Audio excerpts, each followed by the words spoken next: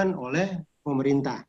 Nah, ini pertanyaan yang pertama. Kemudian pertanyaan yang kedua terkait dengan risiko kredit, ya. Nah, tadi kalau tidak salah dengar diinformasikan bahwa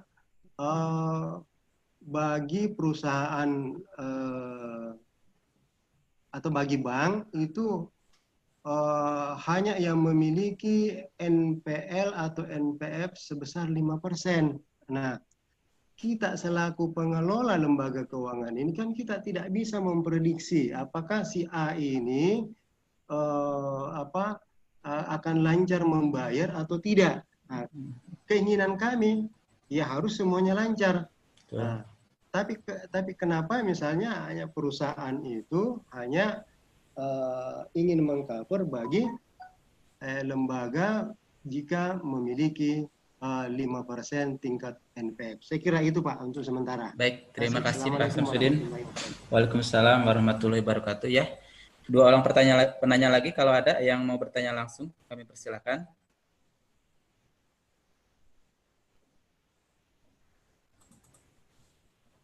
Oke, jika tidak ada kami lanjutkan ya kepada narasumber, mungkin bisa langsung sambil dijawab boleh dengan Pak Ikram, Pak Indra.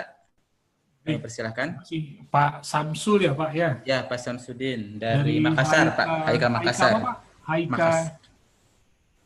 Haika apa Pak? Pak Samsul? Haika Makassar. Haika Makassar ya. Dari Makassar ya. Baik, makasih Pak pertanyaannya Pak. Ya, terkait dengan pandemi dan resiko yang tidak disengaja ya. Saya ingin terkait dengan pandemi.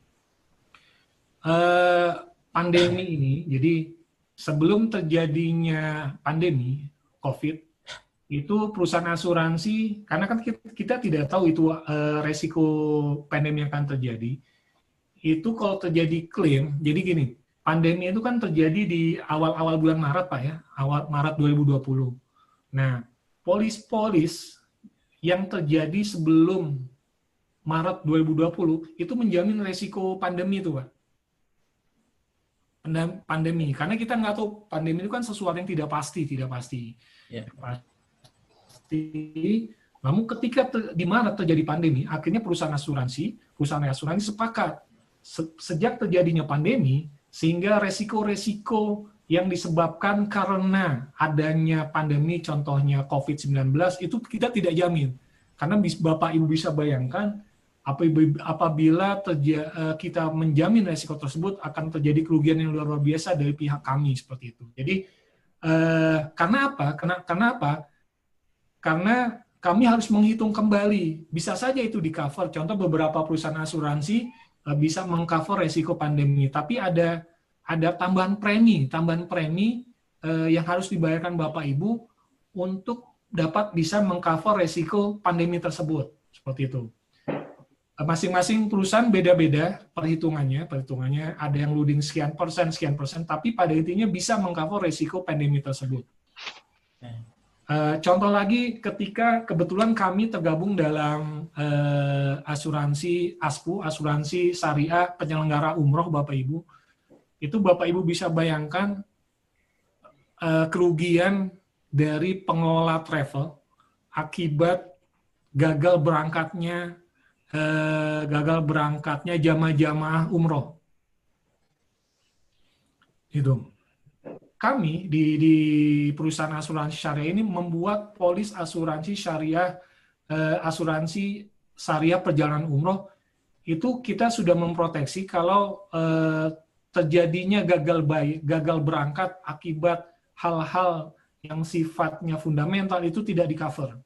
Nah, kemarin kami dipanggil oleh Depak, Bapak Ibu. Sekitar 2 pekan yang lalu kami dipanggil oleh Depak.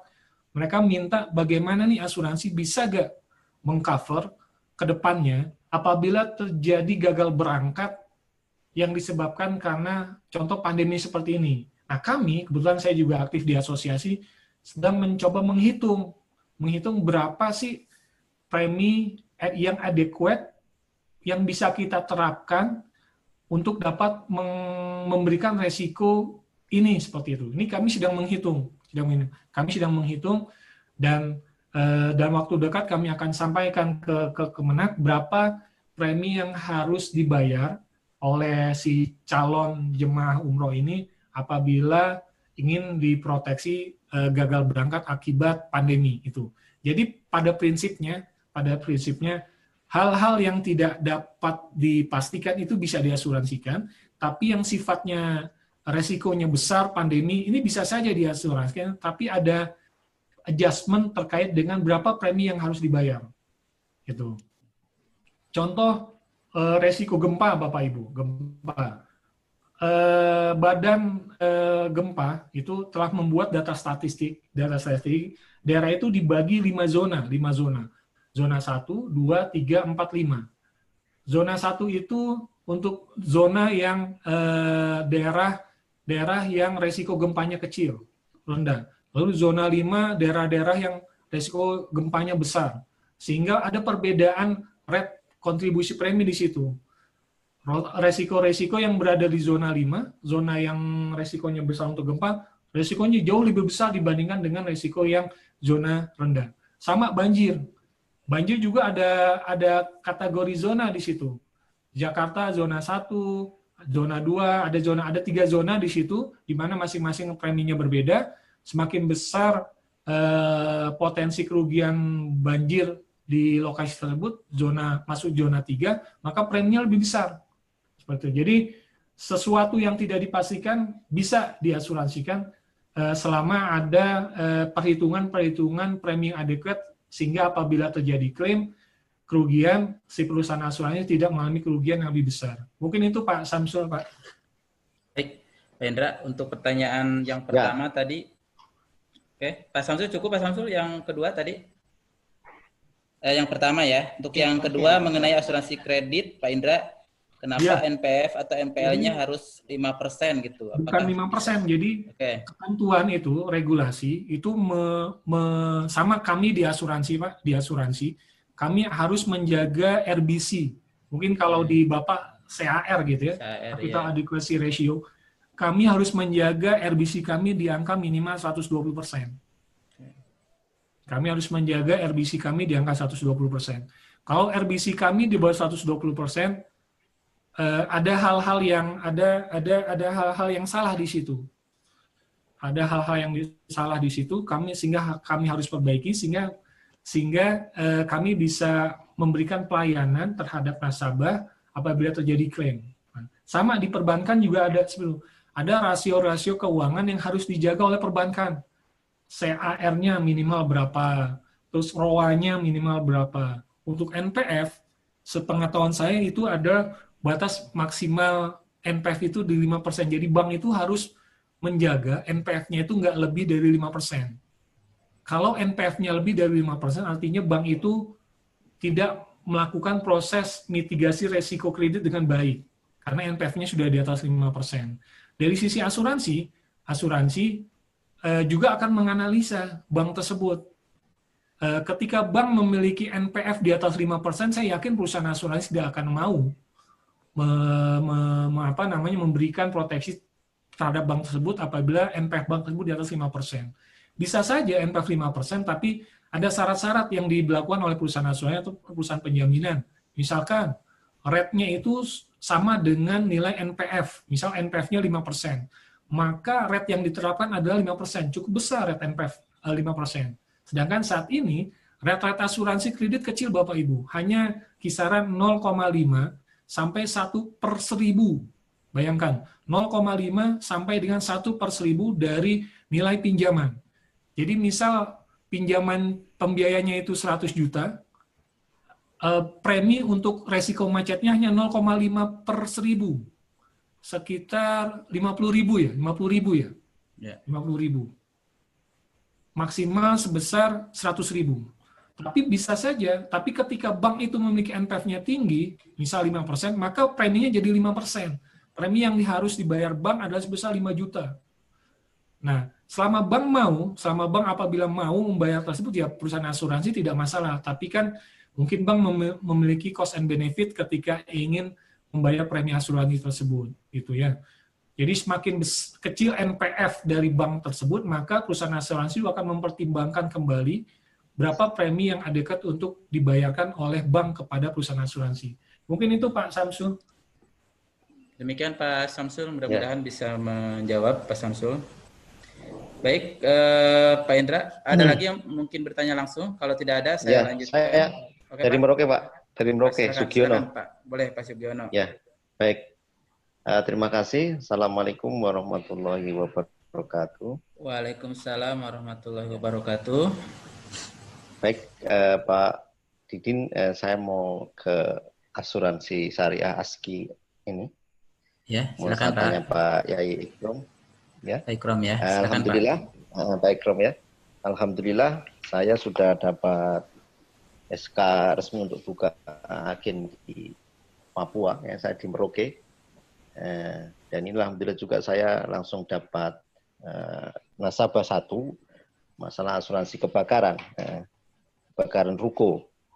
Saya sampaikan, rukonya oke. Nah, cuman yang saya khawatirkan sampai saat ini, apakah nanti memang prosesnya ini mulai dari bikin polisnya, mulai dari nanti klaimnya dan lain sebagainya, serta perhitungan ini kan saya masih sangat awam sekali.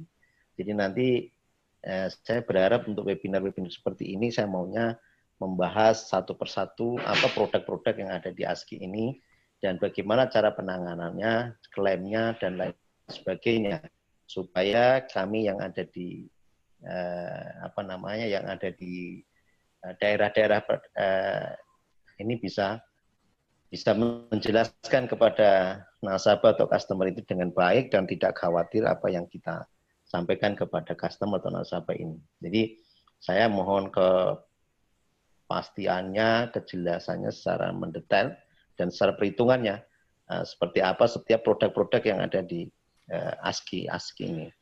Jadi seperti itu kalau saya sih sebenarnya. Alhamdulillah sudah mungkin sama dengan saya sudah berkomunikasi dengan Ustadz Salman ya.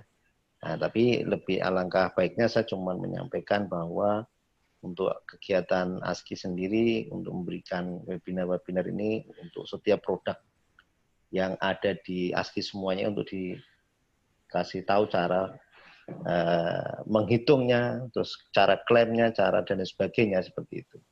Saya rasa kami dari Merauke Papua itu seperti itu aja sih supaya saya sebagai agen juga yakin. Dan yakin, kalau saya sudah yakin untuk menyampaikan ke nasabah juga akan yakin bahwa ini memang nanti kalau terjadi apa-apa tetap kita bisa klaim dengan baik gitu. Saya rasa seperti itu saja sih. Mudah-mudahan Pak kita bisa menjalankan tugas ini ya. Terima kasih dari saya. Wassalamualaikum warahmatullahi wabarakatuh. Waalaikumsalam warahmatullahi wabarakatuh.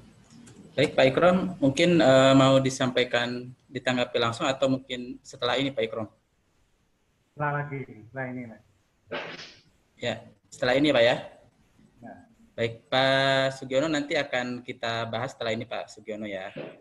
Baik, untuk penanya berikutnya ada dari BPRS Lantabur, dari Pak Sayhudin, dan juga dari Pak Aruf Muhajir ya, ini yang bertanya via chat. Nah ini hampir mirip Pak Indra pertanyaannya, jadi untuk kredit macet apakah bisa di-cover dan persyaratan khususnya seperti apa gitu Pak Indra. Mungkin sedikit diulang lagi Pak Indra ya. Ya, jadi kredit macet yang jadi saat ini itu sebenarnya di POJK yang tadi saya sampaikan, perusahaan asuransi syariah itu tidak diperkenankan untuk menjual asuransi kredit ya, asuransi kredit dan surety. Surety itu kayak bond, surety bond, performance bond segala dua dan turunannya. Nah, kredit ini di asuransi kredit ini ditegaskan kembali bahwa asuransi syariah bisa untuk mengeluarkan produk asuransi kredit selama yang jadi nasabahnya itu adalah bukan perbankan. Yang jadi nasabahnya adalah si nasabahnya tersendiri, peserta. Langsung ya? Langsung. Oh, iya. Use channel-nya. Jadi selama nasabahnya adalah si end user-nya, itu asuransi syariah bisa memproteksi tersebut. Tapi kalau nasabahnya pihak perusahaan atau lembaga itu tidak bisa. Contoh misalkan BPR mencairkan kredit ke PTA, kredit modal kerja ke PTA. Lalu melalui ASKI minta tolong dicarikan asuransi kredit yang bisa memproteksi kalau PTA ini mengalami default. Nah, kalau case seperti ini ini ranahnya bukan di asuransi, Bapak, di penjaminan. Penjaminan. Jadi nanti Pak Didin bisa mencari ke penjaminan syariah seperti itu.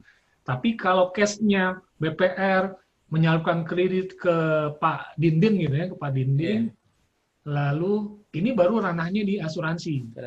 Bisa juga di penjaminan, bisa di asuransi, bisa seperti itu. Jadi yang membedakannya adalah kalau di asuransi pesertanya harus end user-nya, tapi langsung ke orang ya, ke orang. Tapi kalau di penjaminan bisa lembaga. Dia bisa ke perusahaan, bisa ke orang seperti ke orang. itu. Nah, perbedaan kedua, kalau di asuransi itu karena akadnya adalah wakalah bil ujro, kami tidak ada subrogasi Bapak Ibu. Tidak ada subrogasi. Misalkan contoh, biasanya kan kalau asuransi kredit adanya agunan ya, agunan itu jadikan hak untuk subrogasi kalau terjadi default seperti itu. Kalau di asuransi, karena kami akadnya wakalah, kami bukan kafalah, sehingga kami tidak ada jaminan di situ, tapi kami ada namanya resiko sendiri, deductible. Misal contoh, BPR memberikan pembiayaan ke Pak Dindin. Yeah. Pak Dindin, mohon maaf, mengalami default karena suatu hal, sehingga tidak bisa melunasi kembali pembiayaan tersebut, lalu dihitung ternyata pada saat dinyatakan default, sisa pokok pinjaman Pak Dindin 100 juta, sisa pokoknya. Nah, di asuransi, karena tidak ada subrogasi, namanya ada resiko sendiri. Nah, resiko sendiri ini tergantung dari jenis dari usaha si pesertanya, biasanya range-nya antara 30-50%, itu yang ditanggung oleh si nasabah atau peserta. Dari sisa pokok 100 juta, dia harus misal resiko sendiri deductible 30%, maka yang diberikan ganti rugi oleh perusahaan asuransi adalah sebesar 70% dari sisa pokok. Seperti itu. Jadi pihak bank tidak perlu mengurusi lagi agunan-agunan atau hak subrogasi dari pihak nasabah. Jadi ketika perusahaan asuransi sudah bayar, ya udah bank tidak perlu mikiri hak subrogasi lagi ke nasabah. Itu mungkin Pak Dindin. Ya, baik Pak Indra. Baik, mungkin itu ya Pak Syaihuddin dan Pak Arof ya untuk kredit macet itu. Jadi asuransi bisa ya, tapi pengcoverannya yang langsung ke end user-nya, bukan ke lembaga. Tapi berbeda dengan penjaminan seperti itu konteksnya.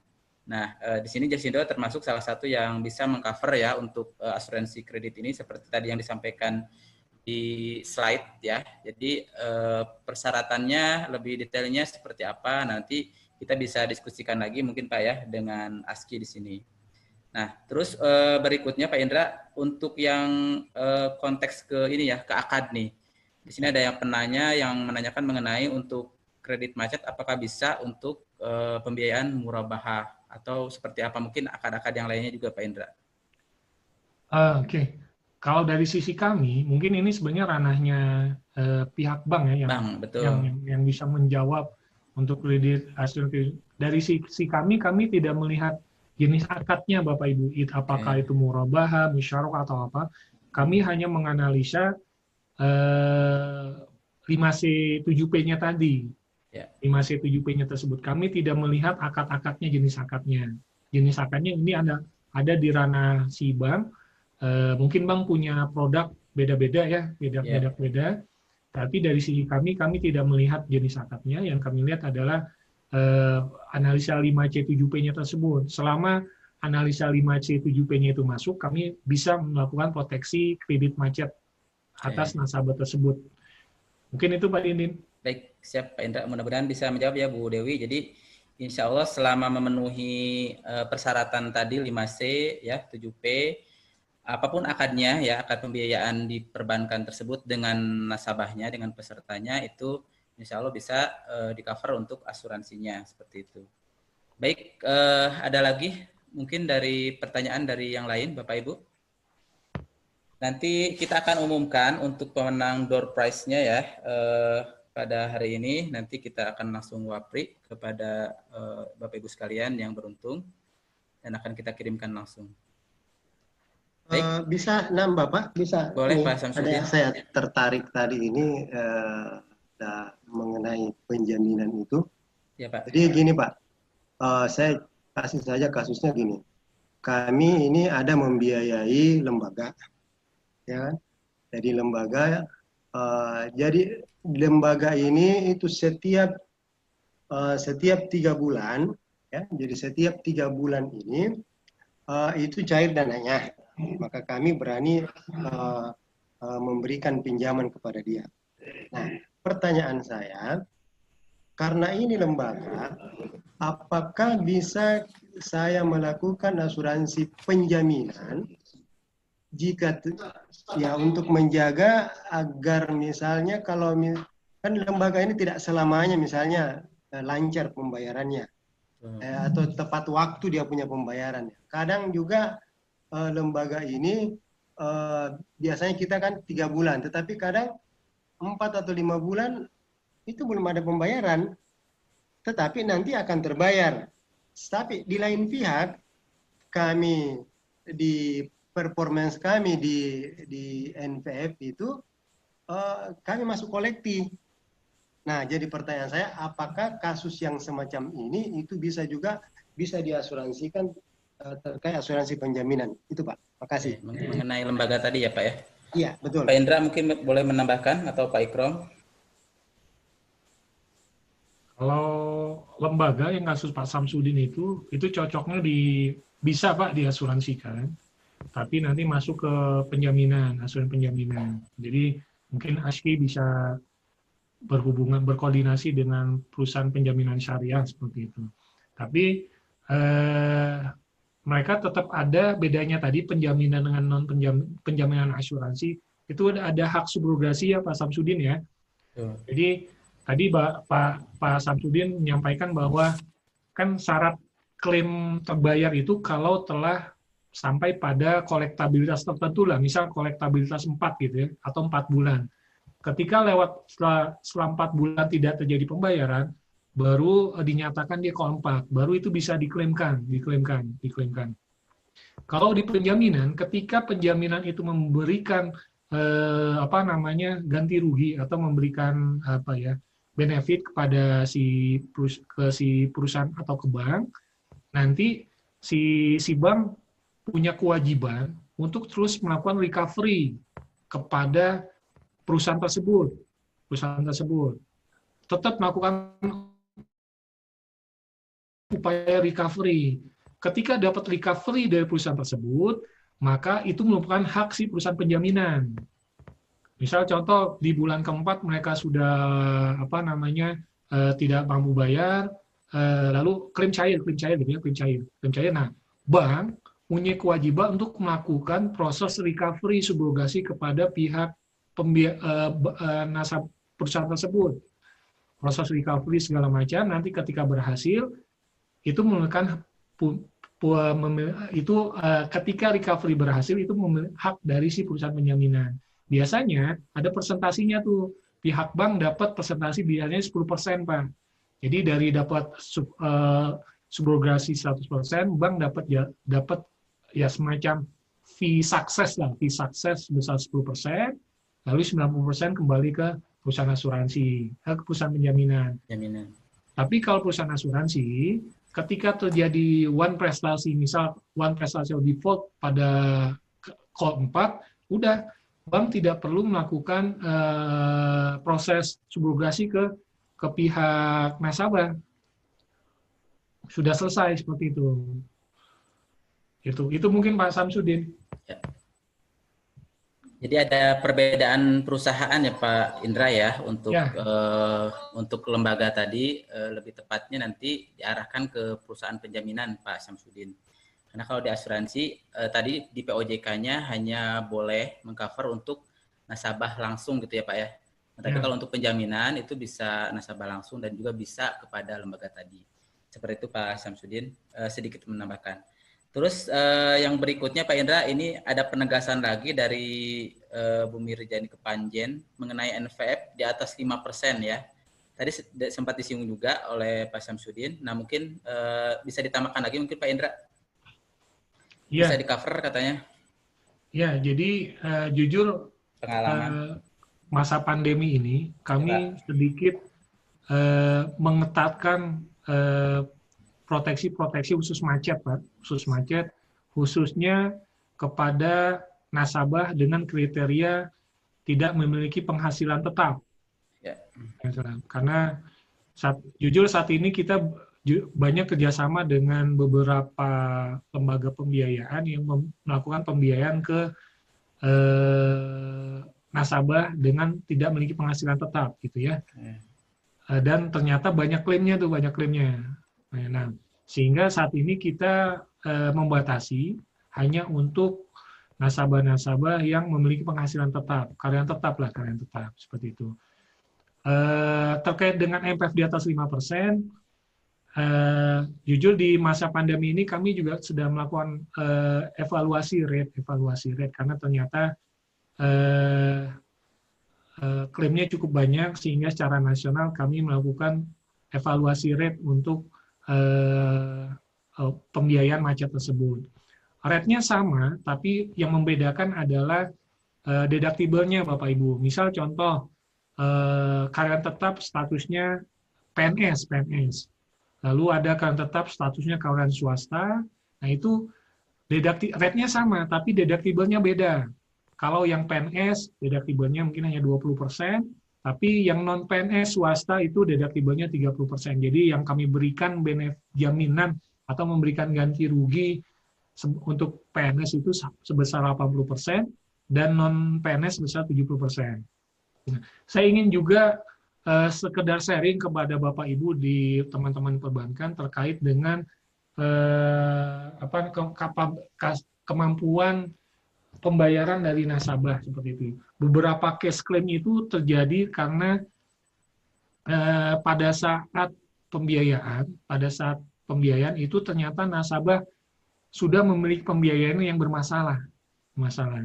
Jadi misal contoh saya sudah punya pembiayaan di bank mana, ternyata pada saat pembiayaan di bank mana saya udah ada call tuh, udah ada permasalahan, mungkin 2 bulan belum bayar.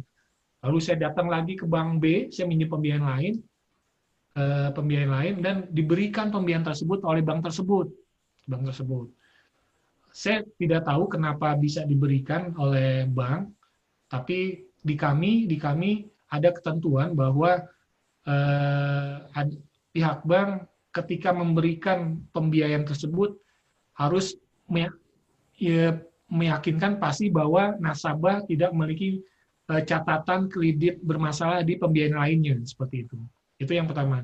Yang kedua terkait dengan capability ratio gitu.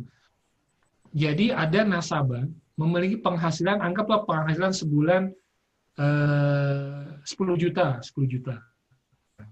Dia 10 juta, lalu ketika di trace ternyata nasabah ini sudah memiliki pembiayaan yang lain, tapi tidak macet. Mungkin di bank AB tidak macet, lalu mengajukan misal ke BPR, disetujui. Nah, disetujui, namun kalau kita hitung total angsuran dia, itu melebihi dari total angsuran melebihi dari penghasilan dia. Misal contoh penghasilan 10 juta, lalu kalau kita hitung kembali ini memiliki pinjaman di A, B, C, lalu ditambah lagi D, ternyata di total pinjamannya itu melebihi dari pembiayaan. Nah, itu kami akan menolak kalau terjadi klaim tersebut. Karena kami melihat pihak bank atau pembiayaan tidak melakukan analisa 5C terkait dengan pembiayaan tersebut. Seperti mungkin itu Pak Dindin. Baik Pak. Baik Bapak Ibu, alhamdulillah kita sudah mendapatkan pemaparan dan juga tadi jawaban ya atas pertanyaan-pertanyaan yang disampaikan dari para narasumber kita hari ini. Kami ucapkan terima kasih kepada Pak Ikrom dan Pak Indra juga dari Asuransi Jasindo Syariah yang telah sharing mengenai pengetahuannya, sehingga kita dari yang tadinya tahu menjadi tahu, dan yang sudah tahu menjadi lebih memahami ya mengenai mitigasi risiko tersebut ya, khususnya di lembaga keuangan dalam hal ini pembiayaan kepada nasabah. Baik, jika tidak ada yang akan bertanya lagi, maka saya cukupkan untuk sesi tanya jawab pada hari ini, dan kami akan melanjutkan pada agenda berikutnya, yaitu pembacaan doa ya sebelum penutup. yang akan dibawakan oleh Bapak Ahmad Duri. Kepada Bapak Ahmad Duri kami persilakan. Baik, terima kasih waktunya Pak Dindin. Sama-sama, Pak. Assalamualaikum warahmatullahi wabarakatuh. Bismillahirrahmanirrahim. Alhamdulillahirabbil alamin. Hamdalillah fi ni'amahu wa kafi majidah. Ya Rabbana lakal hamdu kama yanbaghi li jalali wa 'azimi sultanik. Allahumma shalli wa sallim ala sayyidina Muhammad wa ala sayyidina Muhammad. Allahumma ya jami' syattat, ya mukhrijan nabat, ya muhyil dhamir rufat. ويا مجيب الدعوات ويا قاضي الحاجات ويا مفرج الكربات ويا سامع الأصوات من فوق السبع سماوات ويا فرج خزائن الكرامات ويا مالك الحوائج جميع المخلوقات ويا من ملأ نوره الأرض والسماوات ويا من أحاط بكل شيء علما وأحصى كل شيء عددا ويا عالم لما مضى وما هو آدم أسألك اللهم بقدرتك على كل شيء وباستغنائك عن جميع خلقك وبحمدك يا إله كل شيء يا رب العالمين أن تحصل مقاصدنا وأن تقضي حاجتنا وأن ترفعنا وأن تغفر ذنوبنا ويتسير أمورنا أمور الدنيا والآخرة اللهم يا من تمنا بالعافية والسلامة وحققنا بالتقوى والاستقامة وأعذنا من موجبات الندامة وحلم علينا كأسا من دعاء اللهم ربنا إنك من تدخل النار وقد أخزيته وما للظالمين من أنصار ربنا إننا سمعنا مناديا ينادي للإيمان أن آمنوا بربكم فآمنا ربنا فاغفر لنا ذنوبنا وكفر عنا سيئاتنا وتوفنا مع الأبرار ربنا وآتنا ما وعدتنا على رسلك ولا تخزنا يوم القيامة إنك لا تخلف الميعاد ربنا هب لنا من أزواجنا وذرياتنا قرة أعين واجعلنا متقين إماما ربنا آتنا في الدنيا حسنة وفي الآخرة حسنة وقنا عذاب النار وصلى الله على سيدنا محمد وعلى آله وصحبه وبارك وسلم سبحان ربك رب العزة عما يصفون وسلام على المرسلين والحمد لله رب العالمين تقبل الله منا الفاتحة.